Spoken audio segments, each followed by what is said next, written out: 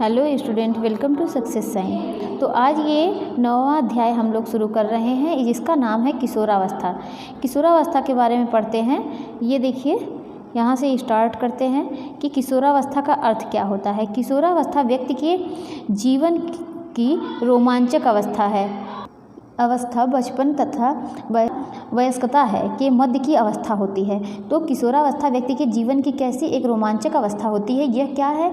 यह अवस्था बचपन और वयस्कावस्था के क्या होती है कि के मध्य की अवस्था है, जिसमें तेजी से शारीरिक परिवर्तन, संज्ञानात्मक भावनात्मक परिपक्वता और नई यौन रुचियाँ शामिल हैं। इस अवस्था में किशोर अपनी पहचान बनाते हैं एवं तूफान एवं तनाव की अवस्था है। तो यहाँ पर देखिए, ये मेन इसमें क्या है कि यह अवस्था कैसी है। यह तनाव एवं तूफान की अवस्था होती है किशोरावस्था। और इसमें कौन सा विकास होता है? शारीरिक परिवर्तन होते हैं, संज्ञानात्मक होता है, भावनात्मक होता है और परिपक्वता होती है। अब आगे देखते हैं कि यौना प्रारंभ वया संधि यौन परिपक्वता की अवधि। यह जो है वया संधि की अवस्था क्या कहलाती है? प्यूबर्टी एज कहलाती है। क्या कहलाती है? Puberty as. किसको? वया संधि अवस्था को बोलते हैं। का समय किशोर एवं किशोरियों में भिन्न होता है। किशोरों में अलग होता है और किशोरियों में जो होते हैं वह अलग होते हैं। कौन सी अवस्था अलग होती है? वया संधि की अवस्था। किशोरियों की क्या होता है? किशोरियाँ किशोरों की तुलना में पहले परिपक्व होती हैं। मतलब क्या है कि जो किशोरियाँ होती हैं वह किशोर की तुलना में पहले परिपक्व होती हैं, पहले वो परिपक्व हो जाती हैं। किशोरियों में वया संधि की अवधि प्रायः 10 से 14 वर्ष और किशोरों में कितना? 12 से 16 वर्ष होता है। तो ये भी देखिए, ये भी इम्पॉर्टेंट है। किशोरों में वया संधि की अवस्था प्रायः कितना? 10 से 14 वर्ष होता है और किशोरों में कितना होता है? 12 से 16 वर्ष होती है। तो यहाँ पर यही मतलब है कि 10 से 14 वर्ष यानी किशोरियों में पहले हो रहा है और किशोरों में बाद में हो रहा है। किशोरावस्था की विशेषताएं, इसकी विशेषताएं क्या हैं? अपने परिवेश को जानने और समझने की कोशिश करना। मतलब जो अपने परिवेश जो हैं, अपने वातावरण को जहाँ आप रह रहे हैं वहाँ पर उसको जानने और समझने की कोशिश करना। अपने निर्णय स्वयं लेने की इच्छा रखना।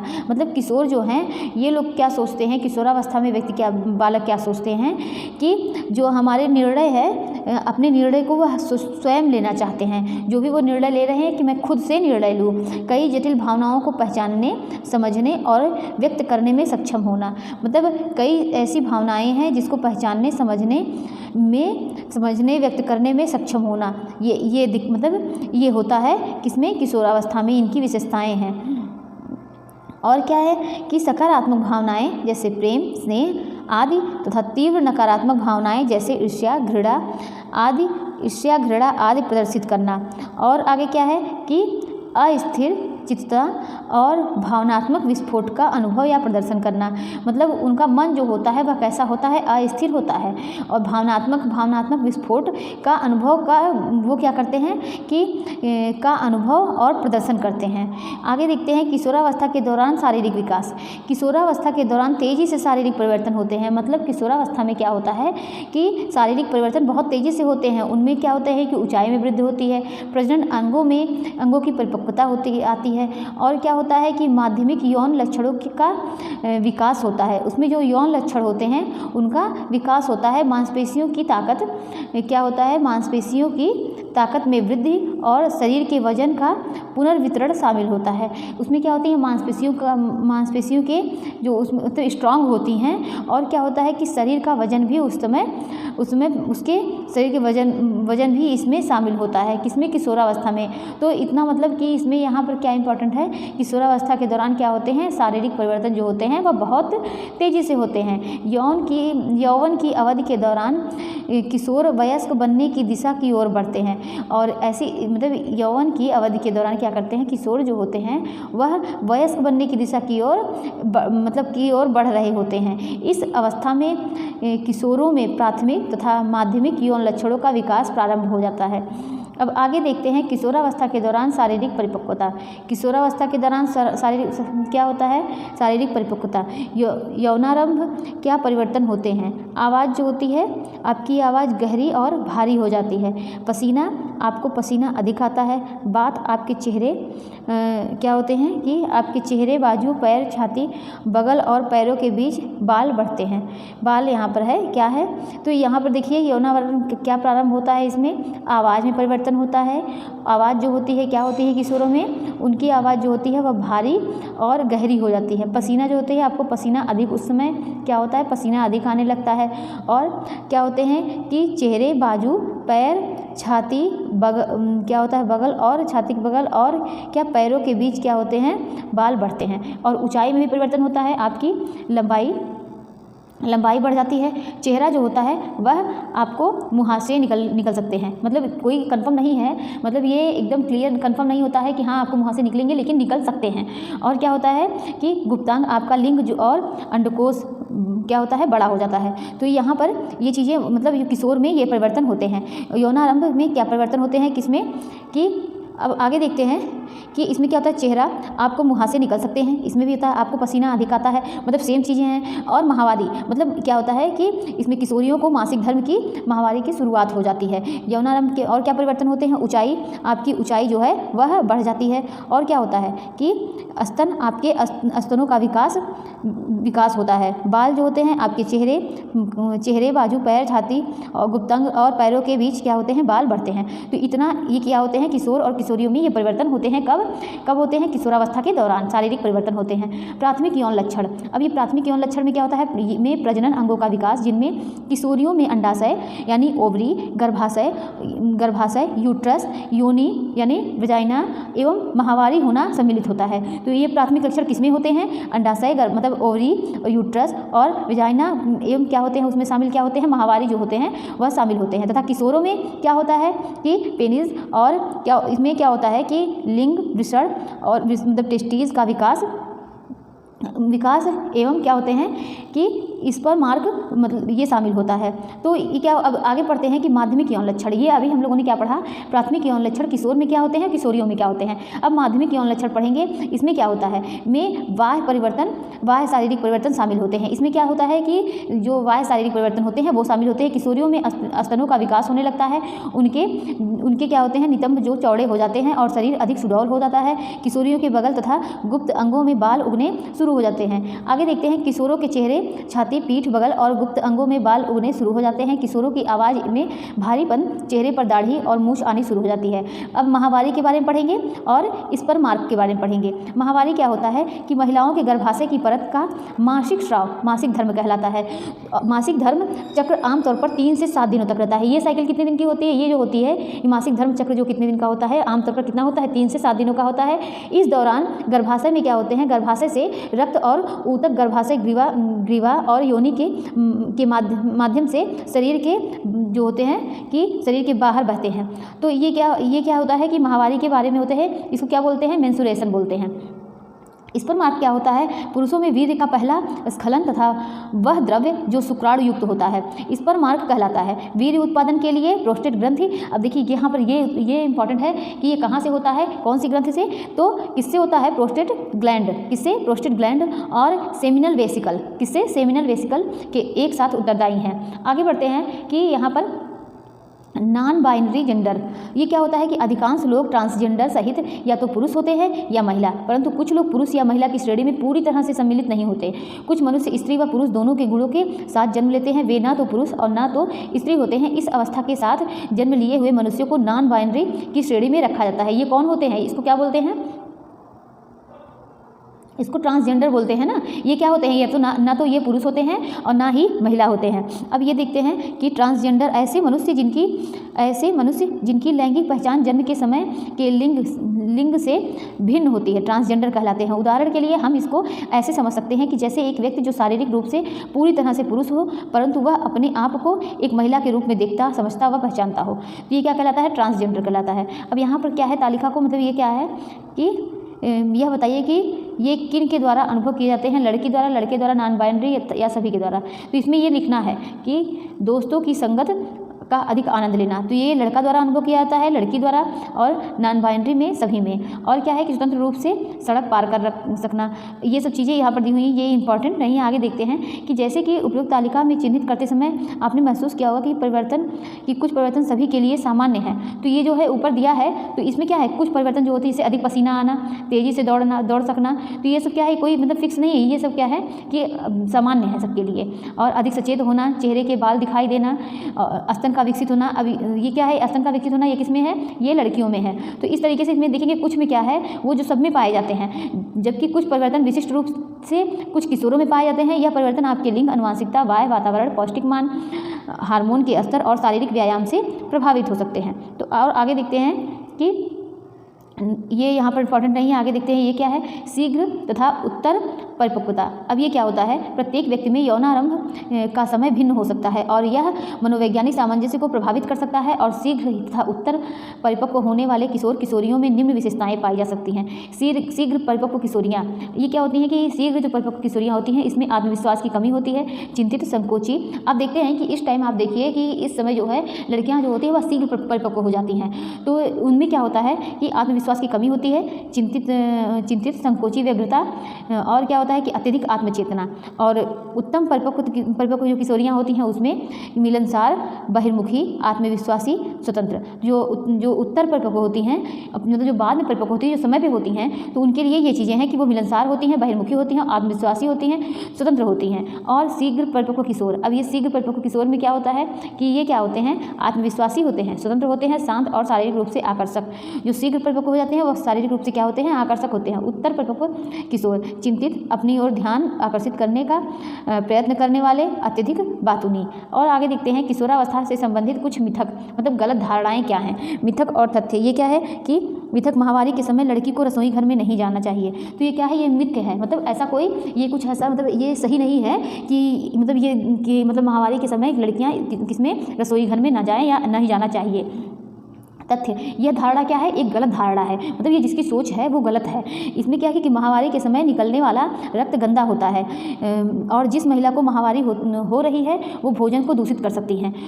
तो तथ्य ये है। और क्या है कि मिथक क्या है कि आदमी कहलाने के लिए लड़कों को दाढ़ी होना आवश्यक है। अब इसका तथ्य क्या है कि यह एक गलत धारणा है, मतलब ये क्या है, ये भी एक गलत धारणा है कि कोई आदमी कहलाने के लिए लड़कों को दाढ़ी होना जरूरी है।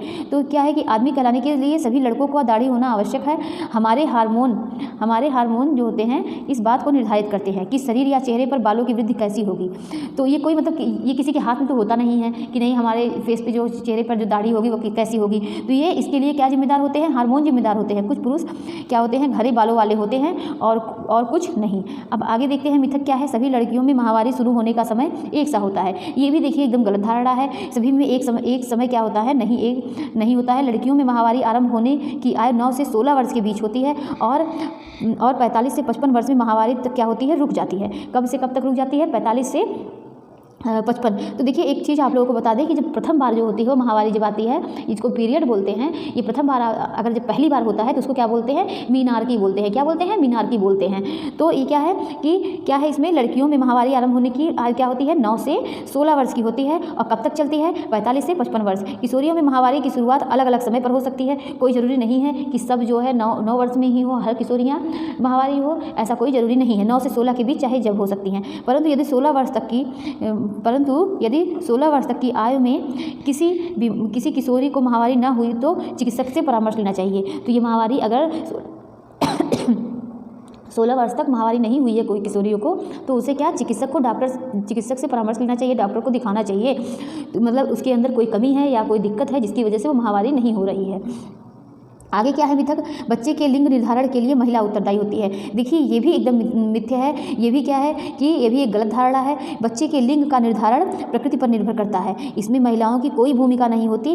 पिता के शुक्राणु में अवश्य ये निश्चित करते हैं, मतलब ये क्या करते हैं, पिता के शुक्राणु इसको निश्चित करते हैं कि बच्चे का लिंग क्या हो सकता है। परंतु बच्चा लड़का होगा लड़की होगी इसका चुनाव वह नहीं कर सकता। मतलब ये उनमें ये क्षमता होती है, लेकिन इसका कहिए कि इसका वो चुनाव करें कि नहीं ये लड़का हो, नहीं इस बार लड़की लड़की हो तो ये मतलब किसी के ना ये लड़के के हाथ में है, ना ये किशोर के हाथ में है, और ना मतलब ना एक महिला के हाथ में है, ना एक किसी पुरुष के हाथ में है, ये किसी के हाथ में नहीं है। लेकिन इसकी क्षमता किसमें होती है, तो किसमें होती है, पुरुष में। इसमें महिला का कोई योगदान नहीं होता है, या महिला में ऐसा कुछ नहीं होता कि जिसकी वजह से वो निर्धारण हो।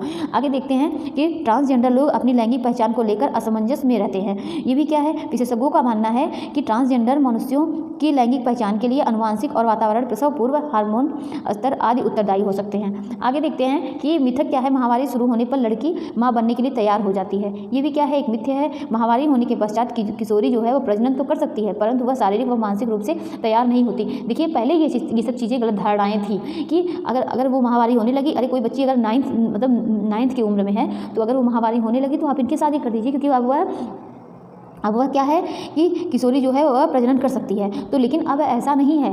अगर व्यक्ति जब तक वो शारीरिक और मानसिक रूप से तैयार नहीं है तब तक वह प्रजनन करने के लिए तैयार नहीं है, तब तक नहीं मानी जाएगी। किशोरी का शरीर किसी बच्चे के जन्म का वहन ठीक प्रकार से नहीं कर सकता। क्या जो 9 साल की बच्चियाँ होती हैं, क्या वह मतलब वो ठीक तरीके से क्या करेंगी, बच्चे के जन्म का वहन नहीं, बच्चे के जन्म की या तो उसकी परवरिश नहीं कर सकती हैं। वह बच्चे के पालन पोषण के लिए पूरी तरह तैयार नहीं होती हैं कि उनको सही तरीके से उसको पाल सकें, उसका सही तरीके से उसका ध्यान रख सकें। और जो कि ये सबसे ज़्यादा ज़रूरी होता है कि बच्चे को पैदा कर लेना ये समझदारी नहीं होती। बच्चे को क्या है कि एक अच्छा संस्कार देना, उसको अच्छा संस्कार देना, उसको अच्छे तरीके से रखना, उसको अच्छा माहौल, उसके सामने अच्छा माहौल क्रिएट करना, ये जिम्मेदारी होती है। सिर्फ ये जिम्मेदारी नहीं होती कि चलो हाँ एक बच्चा हो जाए, ये मायने नहीं रखता। क्या मायने रखता है कि हमारे पास अगर एक बच्चा है तो हम उसकी परवरिश कैसे कर रहे हैं, ये बहुत मायने रखता है। एक ही बच्चा हो लेकिन उसकी परवरिश, और उसके लिए क्या है कि मतलब उसके लिए पति पत्नी दोनों क्या हैं, मानसिक रूप से तैयार हो कि हाँ हम इस बच्चे का अच्छे से इसकी परवरिश कर सकते हैं, इसका पालन पोषण सही तरीके से कर सकते हैं। तो ही तब अगर आप उस समय ये डिसाइड करते हैं कि हाँ एक बच्चे की अब ज़रूरत है, तब वो सही समय होता है। और आप उस चीज़ के लिए तैयार ही नहीं हैं और एक बच्चा आ गया, आप उसको सही परवरिश नहीं दे रहे हैं, उसका सही तरीके से ध्यान नहीं दे रहे हैं, तो ये गलत टाइम होता है। तो यही क्या है, यही बताया गया कि महावारी होने के पश्चात किशोरी प्रजनन तो कर सकती है, परंतु वह किससे शारीरिक और मानसिक रूप से तैयार नहीं होती है। किशोरी का शरीर किसी बच्चे का जन्म का वहन ठीक प्रकार से नहीं कर पाता। वह बच्चे के पालन पोषण के लिए भी पूरी तरह से तैयार नहीं होती। यदि लड़की कम उम्र में माँ बनती है तो यह स्थिति बच्चे और माँ दोनों के लिए क्या होता है कि माँ दोनों के लिए सेहतमंद नहीं होते हैं। आगे देखते हैं कि किशोरावस्था में बदलते संबंध। अभी किशोरावस्था में बदलते संबंध, माता पिता के साथ बदलते संबंध। तो किशोरावस्था में क्या होता है कि माता पिता हर के साथ जो है वो संबंध बदलता है। किस तरीके से, देखिए भारतीय परिवेश में जब किशोर यौवन प्राप्त करते हैं, जब वो क्या होते हैं कि यौवन प्राप्त कर रहे होते हैं यानी वयः संधि की अवस्था में, तो क्या करते हैं कि तो उन्हें कई बार अपने माता पिता की अपेक्षाओं और प्रतिबंधों का सामना करना पड़ता है। क्योंकि माता पिता क्या करते हैं कि इस तरीके से मत करो, ऐसे रहो, तो वो क्या करते हैं कि उन पर प्रतिबंध लगाते हैं, तो उस पर क्या है उनका सामना करना पड़ता है। लड़कियों पर अपनी पसंद के कपड़े पहनने, दोस्तों के साथ घूमने, व्यवसाय चुनने आदि पर प्रतिबंध हो सकते हैं। लड़कों को हम क्या होते हैं कि मामलों में ज़्यादा आज़ादी दी जाती है, परंतु उनसे भी यह आशा की जाती है कि वे बड़े होकर अपने परिवार की देखरेख और जिम्मेदारी उचित ढंग से निभाएं। वहीं ट्रांसजेंडर किशोर को अधिकतर अपने परिवार की अस्वीकृति और तिरस्कार का सामना करना पड़ता है। आगे देखते हैं कि इस बात की संभावना है कि किशोर को अपने माता पिता से अपने व्यवहार को लेकर, शिक्षा के चुनाव को लेकर एवं क्या है कि अंतर व्यक्तिगत संबंधों के मामलों में असहमति का अनुभव हो। किशोर इस समय स्वतंत्रता पाने की इच्छा रखते हैं, जबकि माता पिता अक्सर किशोरों को स्वतंत्रता देने में झिझकते हैं। हालांकि समय के साथ अधिकांश किशोर परिवार के सदस्यों के साथ सहानुभूति तथा सौहार्दपूर्ण संबंध विकसित करने में सक्षम हो जाते हैं। देखिए इसमें यही बताया गया है कि इस टाइम क्या होते हैं, किशोर किशोरी दोनों जो होते हैं वह बहुत फ्री रहना चाहते हैं। वह किसी मामले में रोक टोक नहीं करना चाहते, लेकिन पेरेंट्स जो होते हैं वह इस तरीके से पहनो, इस टाइम ना जाओ, इतनी रात में आओ। और वो लोग क्या चाहते हैं कि मैं अपने दोस्तों के साथ घूमूं, मैं चाहे वो रात के 8 बजे आऊँ, चाहे जैसे आऊँ। लेकिन पेरेंट्स जो होते हैं उनको ये चिंता होती है, तो वो क्या करते हैं कि वह उन पर रोकते हैं, प्रतिबंध लगाना चाहते हैं। लेकिन किशोर किशोरियों को, उस समय लड़कियों को और पुरुष को ये सब चीज़ें पसंद, किशोर को ये सब चीज़ें पसंद नहीं आती हैं। तो क्या होता है कि वे बड़े होकर अपने परिवार की, और उनके साथ ये अपेक्षा की जाती है किशोर के साथ कि वो बड़े होकर अपने परिवार की उचित ढंग से जिम्मेदारी को निभाएं। और किशोर के माता पिता क्या होते हैं कि उसे अपने व्यवहार को लेकर, शिक्षा के चुनाव को लेकर एवं अंतर व्यक्तिगत संबंधों के मामले में असहमति का अनुभव हो।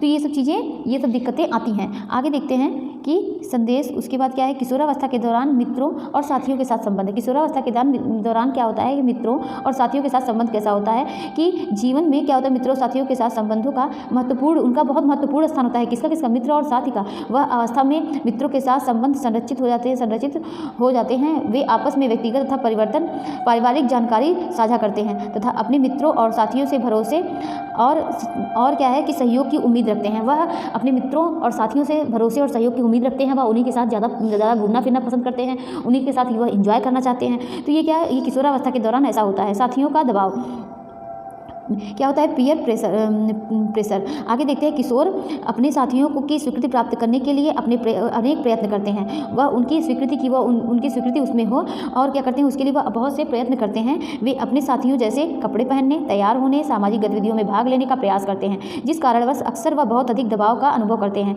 वह क्या करते हैं कि हम मतलब साथियों जैसे कपड़े पहने, अपने फ्रेंड जैसा हमको कपड़ा पहनना है, हमको क्या करना है कि वो वहाँ पर हमको इन्वाइट किए हैं तो मुझे जाना है। तो इस तरीके से वो चाहते हैं कि हम अपने साथियों के साथ ही एंजॉय करें। और क्या करते हैं, इसकी वजह से वह बहुत दबाव का अनुभव करते हैं। साथियों का वह दबाव सकारात्मक और नकारात्मक दोनों प्रकार का हो सकता है। मतलब अगर कोई जैसे दोस्त हैं, नहीं यार तुमको पार्टी में आना है, नहीं यार तुमको इस तरीके से करना है। आप देखिए इस उम्र में कि जो लड़के होते हैं वह ये चाहते हैं कि हाँ मैं इस तरीके से यहाँ पर एंजॉय करूँ, मैं इतनी रात में जाऊँ। अगर कोई दूसरा जा रहा है, नहीं देखो उसको जाने की इतनी परमिशन है, अरे यार मेरे घर में मुझे कोई छुट्टी नहीं देता है। तो इस तरीके से उनके मन में क्या है, इसीलिए तो किशोरावस्था को तनाव और तूफान की अवस्था कही गई है, क्योंकि उस टाइम उनको हर चीज़ें गलत लगती हैं। उनको लगता है कि नहीं मुझे रोका जा रहा है। वो तो बहुत आसानी से चला जाता है। उनके पेरेंट्स जो है उसको छूट देते हैं, मेरे पेरेंट्स मुझे बहुत बांध कर रखते हैं। तो मतलब उनके मन में ये सब चीज़ें हमेशा घूमती रहती हैं। और क्या होता है कि इस पर वो क्या करते हैं, अपने पर बहुत दबाव का अनुभव करते हैं। साथियों का दबाव सकारात्मक और नकारात्मक दोनों प्रकार का हो सकता है। सकारात्मक प्रभाव के साथ ही किशोरों को शैक्षिक तथा सह पाठ्यक्रम गतिविधियों में अध्ययन और क्या कहते हैं कि भाग लेने के लिए प्रेरित करते हैं। वहीं नकारात्मक प्रभाव में वे साथियों की स्वीकार्यता प्राप्त करने के लिए दबाव में आकर नशीली दवाओं, धूम्रपान, शराब आदि का सेवन तथा अपराधों में शामिल हो सकते हैं। तो ये सब चीज़ें हैं कि ऐसी दिक्कतें आती हैं, ऐसा मन में उनके होता है। और क्या अगर जो है संगत जो है, कहते हैं ना संगत अगर अच्छी है तो वो क्या करते हैं कि वह जो है गलत रास्ते पर नहीं जाते हैं। और अगर संगत तो क्या करते हैं कि वह शैक्षिक सह पाठ्यक्रम गतिविधियों में अध्ययन और भाग लेने के लिए प्रेरित होते हैं। लेकिन अगर वही संगत खराब है तो वो व्यक्ति सोचेगा कि अरे हम इंजॉय करेंगे, हम पार्टी करेंगे। अगर वही दोस्त उसके साथी ये अच्छे होंगे तो वो कहेंगे नहीं यार मेरे यहाँ से भी परमिशन नहीं मिलती है। और अगर वो लोग सोच रहे हैं तो मतलब साथ का, संगत का बहुत बड़ा असर होता है। वातावरण का भी प्रभाव जो है वह मतलब किशोरावस्था में, बाल्यावस्था में इन सब पर पड़ता है। वातावरण का भी प्रभाव पड़ता है। और क्या है कि असुरक्षित यौन गतिविधियाँ, यौन संचारित रोग जैसे एड्स, सिफिलिस या अवांछित गर्भधारण का कारण बन सकती है। तो यहाँ पर ये सब दिक्कतें भी आती हैं। उपरोक्त समस्याओं के समाधान के लिए किशोरों से खुलकर बातचीत करना महत्वपूर्ण है, जिससे किशोर अपने यौन जिम्मेदारी क्या होता है कि अपने यौन जीवन की जिम्मेदारी समझ पाएँ और उसे उठा पाएँ। ऐसे में आवश्यकता है कि किशोर अपने माता पिता, टीचर या परिवार के किसी बड़े सदस्य से अपनी परेशानियों और जिज्ञासा को साझा कर सकें। तो ये होती है कि मतलब उनके साथ क्या है कि बहुत एकदम फ्रेंडली रहना चाहिए, उनकी प्रॉब्लम जानने की कोशिश करना चाहिए। हर चीज़ में पेरेंट्स को भी हुकूमत नहीं करनी चाहिए, नहीं तुमको इस तरीके से नहीं करना है। क्यों उनसे बैठ के थोड़ा सा उनके साथ समय व्यतीत करना चाहिए, उनसे बातें करनी चाहिए। आगे देखते हैं किशोरावस्था के दौरान सामान्य समस्याएं। अब ये किशोरावस्था में कौन कौन सी समस्याएं होती हैं? अपराध, अवसाद, मादक द्रव्यों का सेवन, भोजन विकार। अपराध में क्या है कि कई बार किशोर सहपाठियों में लोकप्रियता हासिल करने के लिए या साथियों की स्वीकृति प्राप्त करने के लिए दबाव में आकर असामाजिक व्यवहार का प्रदर्शन करते हैं। किशोरों के आपराधिक व्यवहार में स्कूल में भाग लेना और क्या है, छोटी आयु में शराब पीना और अन्य अपराध जैसे चोरी करना, बुलिंग चोरी करना क्या बोलते हैं, बुलिंग बोलते हैं, शामिल है। यह अपराध आमतौर पर क्या होता है कि कम गंभीर होते हैं और किशोरावस्था के परिपक्व होने के साथ साथ कमज़ोर पड़ जाते हैं। तो लेकिन ये सब चीज़ें कम गंभीर है और किशोरावस्था के साथ होते हैं, परिपक्व होने पर यह अपराध जो होते हैं वह कमज़ोर पड़ जाते हैं। अब ये साइबर बुलिंग, ये क्या होता है? बुलिंग के अंतर्गत एक व्यक्ति द्वारा आदतन दूसरे कमज़ोर व्यक्ति को डराना, धमकाना, धौंस जमाना, तंग करना, ऐसे व्यवहार शामिल होते हैं। बुलिंग में क्या होता है कि जैसे कोई व्यक्ति किसी को डरा रहा है, उसको धमका रहा है, नहीं मेरा इस तरीके से, हमको इतने पैसे दो, नहीं जब कोई वीकनेस जान रहा है, नहीं तुम इस तरीके से करो वरना मैं तुम्हारे घर पर बता दूंगा। तो ये सब क्या है? ये सब बुलिंग के अंतर्गत आता है कि डराना, धमकाना, धौंस जमाना, अरे चलो ऐसे करो, धौंस जमाना, किसी व्यक्ति पर कोई धौंस जमा रहा है और तंग करना जैसे व्यवहार शामिल होते हैं। बुलिंग केवल प्रत्यक्ष रूप तक ही सीमित नहीं है। यह electronic mode, mobile phone, text message, social media, email आदि पर आम बात हो गई है। क्या होता है कि बुली पीड़ितों को धमकाने या शर्मिंदा करने के उद्देश्य से अपमानजनक या आहत करने वाले सदस्यों का सहारा लेते हैं, उनके बारे में अफवाहें फैलाते हैं या सोशल मीडिया पर उनकी अतरंग तथा शर्मनाक तस्वीरें पोस्ट करते हैं। इस माध्यम से की गई बुलिंग को साइबर बुलिंग कहा जाता है। तो ये क्या है, यहाँ इसमें देखिए अब आजकल बहुत दिक्कत होने लगी है। ये बुलिंग क्या होता है कि सिर्फ केवल प्रत्यक्ष रूप तक सीमित नहीं होता, केवल सामने तक सीमित नहीं होता है। इसमें क्या होता है कि ये फ़ोन के जरिए, मैसेज के जरिए, सोशल मीडिया पर, ईमेल के द्वारा, मतलब बहुत सारी चीज़ों से ये दिक्कतें हो रही हैं। इस तरीके से बात होती है और इस तरीके से धमकाया जाता है। और क्या होता है कि उनको मतलब वो क्या करते हैं कि जिससे उनके अंदर बहुत डर हो जाता है कि अगर हम इस तरीके से नहीं किए या हमने इतना पैसा नहीं दिया तो वो इस तरीके से हो जाएगा या इस तरीके से कर देंगे। आगे देखते हैं कि इस परिस्थिति में हम क्या कर सकते हैं। इसके लिए सुझाव दिए गए हैं। अगर हमारे साथ हमारे किसी जानकार के साथ कुछ गलत हो रहा है तो चुप ना रहें। तत्काल अपने शिक्षकों, माता पिता, अभिभावकों, विश्वसनीय वयस्क या पेशेवर व्यक्ति से मदद लें। हमें इस बात से सावधान रहने की आवश्यकता है कि हम किसके साथ ऑनलाइन बातचीत क्या होता है कि ऑनलाइन बातचीत संवाद करते हैं। जिन लोगों को आप नहीं जानते उन लोगों से ऑनलाइन मित्रता करने से बचें। उनके साथ निजी जानकारी जैसे घर का पता, मोबाइल नंबर आदि साझा न करें। साइबर बुलिंग की समस्याओं से निवारण के लिए हमारे देश में कानून में कुछ प्रावधान कुछ प्रावधान दिए गए हैं। इनसे क्या होता है, ये सब जो बुलिंग है वो इन सबसे निवारण के लिए क्या है कि कुछ कानून बनाए गए हैं। अगर आप या आपके आसपास कोई साइबर बुलिंग या कोई व्यक्ति किसी को धमकी दे रहा है या उसके बारे में अफवाहें फैला रहा है या उसको डरा रहा है, धमका रहा है, तो इसके लिए वह क्या अपनी निजी जानकारी जैसे घर का पता, मोबाइल नंबर आदि को साझा ना करें। क्या है कि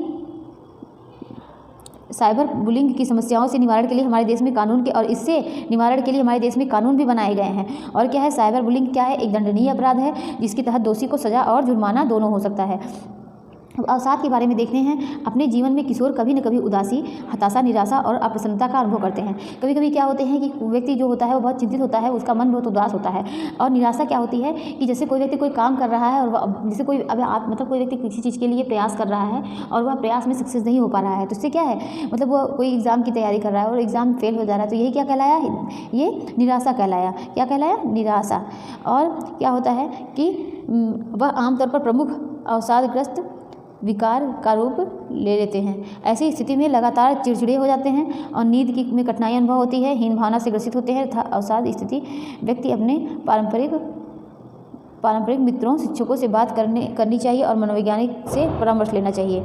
अवसाद से बचने के लिए क्या करें, इसके बारे में है कि नियमित क्या करना चाहिए, योग करना चाहिए और व्यायाम करना चाहिए। ज्ञानवर्धक जो होती हैं वो किताबें पढ़नी चाहिए। प्रकृति में समय बिताएं और प्राकृतिक वातावरण में क्या करना चाहिए, समय बिताना चाहिए। सकारात्मक जो होती है अपनी बहुत अच्छी सोच रखें, सकारात्मक सोच रखें। अपनी सोच को नकारात्मक ना रखें। रुचिकर कार्य करें और क्या है कि पौष्टिक आहार लें। फिर लास्ट क्या है, मनोवैज्ञानिक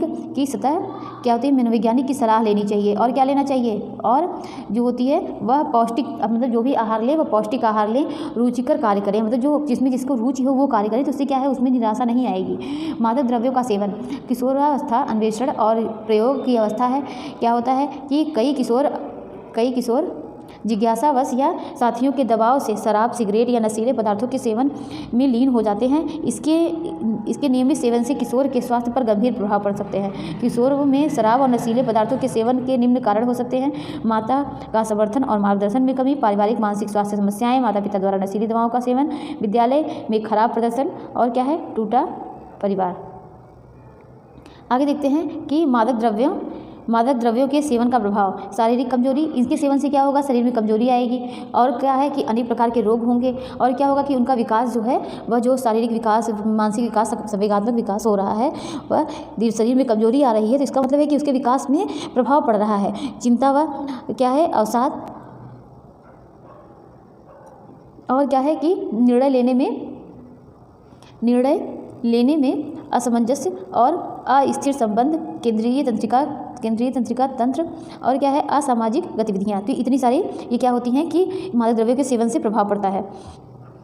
अब ये नशीले पदार्थों को क्या है कि नशीले पदार्थों को ना कहें। कई बार अवसाद की स्थिति में या अपने साथियों के दबाव में आकर आप शराब और नशीले पदार्थों का सेवन करने लग सकते हैं। ऐसी स्थिति से बचने के लिए आप क्या कर सकते हैं, ना कहने का साहस दिखाएं। मतलब कई बार ऐसा होता है, संगत का इतना असर पड़ता है कि अगर किसी के फ्रेंड पीते हैं, ड्रिंक कर रहे हैं या शराब पी रहे हैं, नशीले पदार्थों का सेवन कर रहे हैं, तो आप उनके साथ बैठे बैठे आप भी करने लगेंगे। तो इसके लिए क्या है कि आप ऐसी स्थिति से बचने के लिए क्या करेंगे कि आप उनको ना कहना सीखेंगे, उनको मना करना सीखेंगे। ऐसी जगह आपको साहस दिखाना चाहिए। डटे रहें और दबाव को ना समझें और किसी परामर्शदाता काउंसलर की सलाह लें। मन की शांत करने के लिए योग, व्यायाम, सैर आदि करें। शराब, मादक द्रव्यों के दुष्प्रभाव के बारे में जानें। मित्रों के साथ जानकारी साझा करें। किसी रुचिकर काम में मन लगाने का प्रयत्न करें। और आगे देखते हैं भोजन विकार। ये भोजन विकार क्या है? किशोर, विशेषकर वह लड़कियां जो अपनी शारीरिक छवि से असंतुष्ट होती हैं अथवा ऐसे वातावरण में पली बढ़ी होती हैं जो दुबलेपन पर अधिक जोर देते हैं, उन्हें भोजन संबंधी विकार होते हैं। कभी कभी किशोरियां जो क्या करती हैं कि वह अगर उनका शरीर मोटा है तो वह क्या करती हैं कि भोजन को नहीं लेती हैं, जिससे वह बहुत या तो दुबली हो जाती हैं, या कोई लड़कियाँ मोटी हैं तो ऐसी स्थिति को भोजन संबंधी विकार कहते हैं। आगे देखते हैं कि क्या आपकी शारीरिक छवि सकारात्मक है। तो देखिए यहाँ पर ये इंपॉर्टेंट नहीं है। आगे देखते हैं सकारात्मक शारीरिक छवि बनाने के उपाय। अपने शरीर से प्यार करें, इसका सम्मान करें, अपने शरीर को स्वस्थ बनाने का निरंतर प्रयास करें, प्रतिदिन योग, व्यायाम करें, संतुलित आहार का सेवन करें, जैसे जंक फूड, पिज्जा, बर्गर, ये सब चीज़ें, कोल्ड ड्रिंक वगैरह नहीं लेनी चाहिए। अपने शरीर के सकारात्मक पहलुओं पर ध्यान दें। नकली विज्ञापनों, सोशल मीडिया के झांसे बिना प्रतिष्ठित व्यक्तित्वों की बनावटी शारीरिक विशेषताओं से प्रभावित है। तो और आगे देखते हैं। अब यहाँ देखते हैं लैंगिक अपराधों से बालकों का संरक्षण यानी पोक्सो। पोक्सो क्या होता है? इस protection of children from sexual offences. और क्या है पोक्सो? ये क्या कहलाता है? ये 18 वर्ष से कम उम्र के बच्चों के यौन शोषण तथा यौन उत्पीड़न, पोर्नोग्राफी जैसे जघन्य अपराधों को प्रभावी ढंग से संबोधित करने के इरादे से लैंगिक अपराधों से बालकों का संरक्षण अधिनियम, ये क्या है? Protection of child from sexual offences और संसद द्वारा वर्ष 2012 में क्या है? वर्ष 2012 में लाया गया। यह बच्चों को यौन उत्पीड़न और यौन शोषण से सुरक्षा प्रदान करता है। तो पोक्सो क्या करता है? बच्चों को यौन उत्पीड़न और यौन शोषण से सुरक्षा प्रदान करता है। कब लाया गया? 2012 में। तो यहाँ पर क्या इंपॉर्टेंट है? यही चीज़ यहाँ पर इंपॉर्टेंट है क्या कि यह संसद द्वारा वर्ष 2012 में लाया गया, बच्चों को यौन उत्पीड़न तथा यौन सुरक्षा प्रदान करता है और ऐसे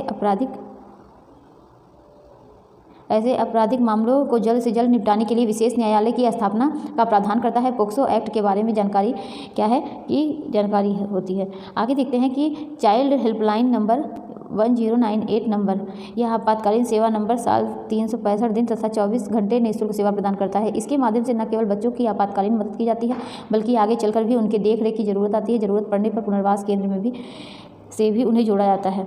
आगे देखिए हमने क्या सीखा। यहाँ पर ये चैप्टर यहाँ पर समाप्त होता है, यहीं तक।